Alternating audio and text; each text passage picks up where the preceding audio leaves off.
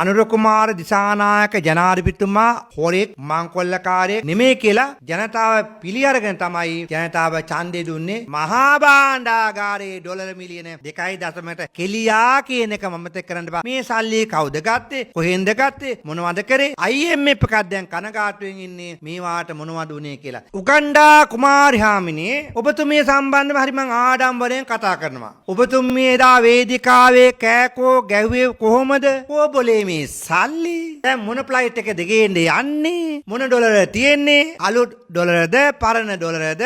හැබැයි ඕගොල්ලන්ගේ රජයෙන් ගාපු රුපියල් 2000ත් මේ මැෂින් එක දාන්න ගියාට පස්සේ මැෂින් එකේ ගන්නෙත් නෑ. දැන් ෆ්ලයිට් ගානේ ඩොලර හොරගම් කරලා උගන්ඩාවට ගියා. ආහාරේ මෙහෙ ගියා. හැමතැනම ගියා. මොන ෆ්ලයිට් එකේද? ගුවන් යානා අංකෙ මොකද්ද? ගුවන් යානාවේ නම මොකක්ද? ඒ නිසා කරුණා කළා පැහැදිලි කරලා කියන්න අපේ අම්මේ උගන්ඩා අම්මේ කියන්න ওই ෆ්ලයිට් එකට මුදල් අරන් ගියේ. නමුත් උගන්ඩාවට ගෙනිච්ච සල්ලි ගෙනාවෙත් නෑ, ගේන්න දුන්නෙත් නෑ. ප්‍රශ්නයක් තියෙනවා. හැබැයි වර්තමාන මහා භාණ්ඩාගාරයේ ඩොලර් මිලියන 2.0ට කෙලියා කියන එක මතක කරන්න බෑ. මේ සල්ලි කොහාටද ගියේ? අපි උගන්ඩා කුමාරි සහ ඔය පාර්ලිමේන්තුවේ කෑකෝ ගන්න කාන්තා පක්ෂයටලු හැමෝගෙම අහනවා. මේ සල්ලි කවුද ගත්තේ? කොහෙන්ද ගත්තේ? මොනවද කරේ? IMF එකක් දැන් කනගාටුවෙන් ඉන්නේ මේවාට මොනවද උනේ කියලා. සාංගික දේපොළවෙනි දේපොළක් වශයෙන් ජනතාවගේ මුදල් ආරක්ෂා කරනවා කියලා අතිගරු ජනාධිපතිතුමා වේදිකාවල සෑම තැනම කතා බහ කර සමාජ මාධ්‍ය ඇතුළු. නමුත්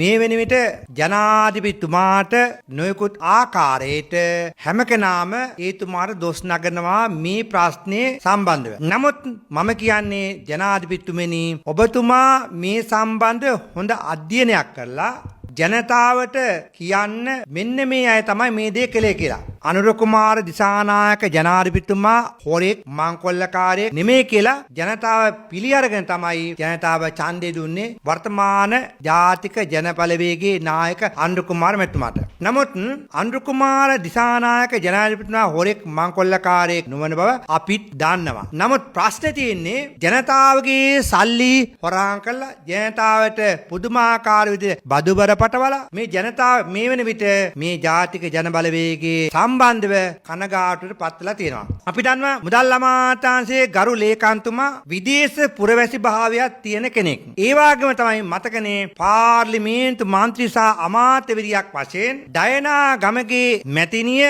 කටයුතු කරන අවස්ථාවේදී මේතුමියට විරුද්ධව ඇතැම් කණ්ඩායමක් ගෙනහිල්ලා උසාවිය මගින් මෑයගේ පුරවැසි භාවයේ අහෝසි කොට ඒ වගේම තමන්ගේ අමාත්‍යවර මන්ත්‍රීද ඔක්කොම අහෝසි කරා. එසේනම් මම අහන්නට කැමති වර්තමාන රජයෙන් මොන පනතකින්ද මේතුමාට තමන්ගේ මිත්‍රකමටද එහෙම නැත්නම් තමන්ගේ යහළුකමටද එහෙම නැත්නම් තමුන්නාසලාගේ යම් යම් වැඩපිළිවෙලට සහාය දීපු කෙනෙක් නිසාද වර්තමාන මුදල් අමාත්‍යාංශයේ ලේකම්තුමාට ඩොලර් මිලියන 2.5ක මුදලක් වංචා වෙන විදිහට මේ තැනත්තා පත්වලා මේතුමාට මේ විදේශ පුරවැසිය භාවයක් තියෙන මේතුමාට කොහොමද දුන්නේ ලේකම් තනතුර? මේ සම්බන්ධව ඇත්ත වශයෙන්ම පුළුවන් නම් රටේ පුරවැසියෝ ඉන්නවා නම් කරුණා කරලා ඔය කෑකෝ ගහන එකෙක්වත් මේගොල්ලන් සම්බන්ධව කටයුතු කරනවා නම් පුළුවන් නම් ඔය නීතිච්ච මහතුරු කියන නීතිච්ච මහතුරු අපි දැක්කා මෛත්‍රී ගුණරත්න මැතිතුමනි ඔබතුමාලා ගිහිල්ලා ඕස්ට්‍රේලියාවේ පුරවැසි භාවයක් තියෙනවා නම් විදේශ පුරවැසි භාවයක් තියෙනවා නම් කරුණා කරලා මුදල් අමාත්‍යාංශයේ ලේකම්තුමාට විරුද්ධව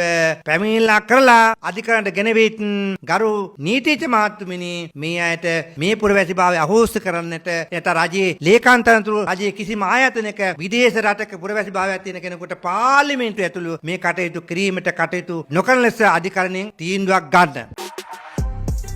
අපේ අලුත් වීඩියෝස් බලන්න Facebook පිටුවට ලයික් කරලා YouTube channel එක subscribe කරන්න.